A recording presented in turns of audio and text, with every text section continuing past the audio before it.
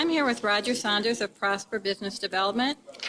Roger, Prosper brings great insight into what drives consumers' purchase decision. What data and insights are trending that you feel could change the way marketers approach connecting and activating consumers? Well, some of the things that I think the factors that we have to make certain we're weighing in. First of all, the consumer is the center of the equation. They are in charge. There was a time that we could say CPG and manufacturers were in charge of moving product through the pipeline. Then we shifted and said it's the retailer that's doing it. Today, it's the consumer that's in charge, and that has to stay as a priority for all of us.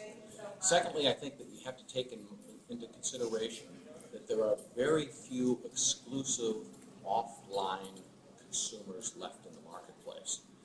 Our most recent September monthly consumer survey indicates that 87% of all consumers say that they regularly or occasionally research online before they go shopping.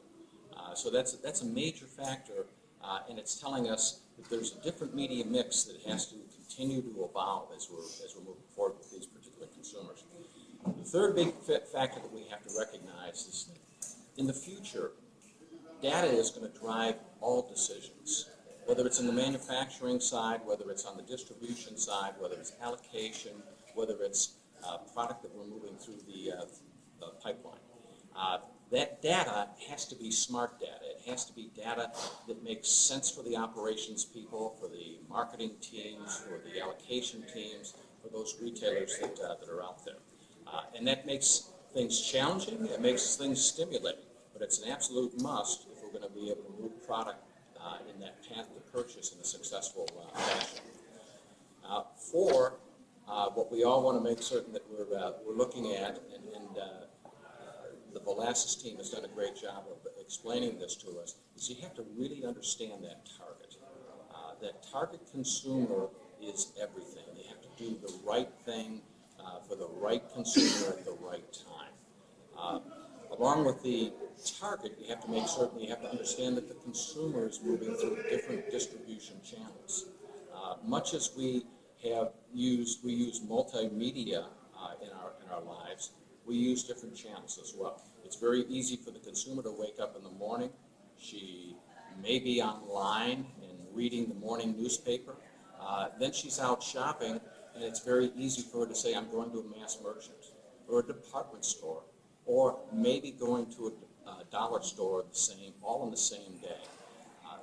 That creates challenges. It creates opportunities for different manufacturers to make certain that they're getting their share of what's taking place in the consumer marketplace. Give you an example of how these consumers have to be segmented in a proper way.